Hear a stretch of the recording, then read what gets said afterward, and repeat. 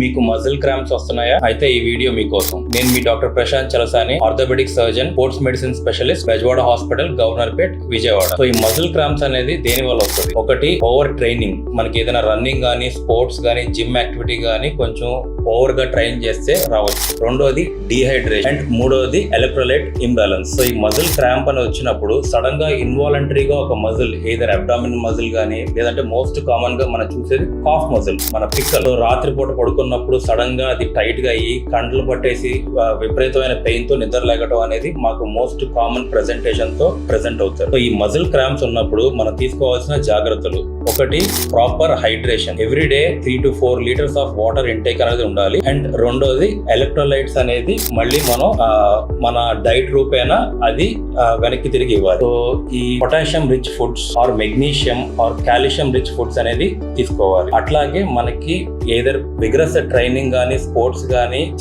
వెళ్లే ముందు ప్రాపర్ గా ఒక మజిల్ స్ట్రెచింగ్ అండ్ వార్మప్ అనేది వెరీ ఇంపార్టెంట్. Thank you.